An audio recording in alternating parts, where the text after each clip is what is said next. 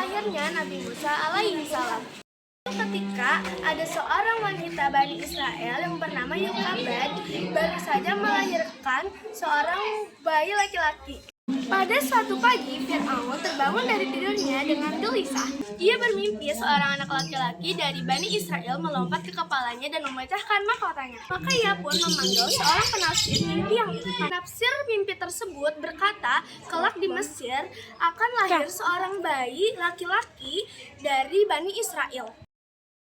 Keberanian Nabi Musa melawan Fir'aun merupakan kitab suci yang mengandung banyak kisah dan sejarah. Para ulama menyebutkan hampir sepertiga isi Al-Quran berisi tentang sejarah umat terdahulu. Dari beberapa surah, ayat yang berisi cerita lebih dominan dari lainnya. Saja misalnya surah Yusuf yang berisi tentang kisah Nabi Yusuf secara utuh. karena Nabi Musa dan Bani Israel mendominasi seluruh isi Al-Quran. Tidak hanya dalam satu surah, kisah beliau sudah disebutkan berulang kali dan bertebaran di beberapa surah lainnya. Terhitung hampir 25 surah dalam Al-Quran. Musa sendiri menjadi yang paling banyak disebutkan dalam kitab Al-Quran. Lanjut lagi dengan ujian dari umatnya. Ibnu Abbas membaca ayat-ayat yang menceritakan Musa dari awal. Nabi Musa berhasil melewati ujian dengan sikap sabarnya dan tinggi ketika harus menghadapi kekejaman Fir'aun. Beliau dituduh karena memiliki cacat dan penyakit menjijikan tubuhnya. Fir'aun berdiri di atas puncak kekufuran dan kebatilan karena mengingkari Allah dan Rasul-Nya. Sedangkan Nabi Musa menjadi sosok yang berada di atas puncak keimanan dan kebenaran di mana beliau adalah Rasul yang menerima risalah secara sempurna. Kita berbicara langsung dengan Allah tanpa pembatas, sehingga kisah ini menjadi pelajaran terbesar bagi ahli imam dan ahli kufur. Dalam kitab Fabihudaum Iktadi, Dr. Usman Al-Khamis berkata, nama beliau disebut berulang-ulang dalam Al-Quran menunjukkan bahwa Allah menginginkan agar kita selalu merenungkan kisah beliau. Kesulitan yang beliau jumpai, kepayahan, gangguan dan ujiannya datang bertubi-tubi. Atau Fabihudaum Iktadi halaman 327.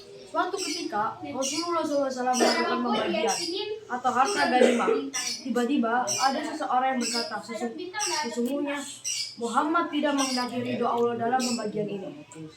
Mendengar selintingan tersebut, Abdullah ibnu Mas'ud langsung berkata, hai musuh Allah, sesungguhnya aku benar-benar akan menceritakan apa yang kamu katakan itu kepada Rasulullah. Menceritakan hal itu kepada Nabi SAW. Tiba-tiba saja wajah beliau berubah menjadi merah. Kemudian bersabda, semoga rahmat Allah terlimpah kepada Musa. Sungguh dia pernah disakiti lebih dari ini, tetapi ia bersabar. Hadis riwayat Bukhari dan Muslim. Riwayat di atas menunjukkan bahwa ketika disakiti oleh kaumnya, Rasulullah SAW langsung mengingatkan kebesaran Nabi Musa ketika menghadap Bani Israel yang terkena dengan sifatnya yang keras kepala.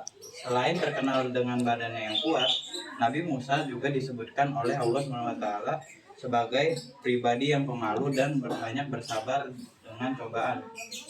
Allah Ta'ala menyebutkan dalam firman-Nya, aku akan mengujimu dengan berbagai macam ujian. D. Keteladanan Nabi Musa yang patut dicontoh. 1. Berani dalam menyampaikan kebenaran. 2. Taat kepada Allah Subhanahu wa Ta'ala. 3. Tekun dan semangat dalam belajar. 4. Istiqomah dalam kebenaran. 5. Sabar dalam dakwah agama.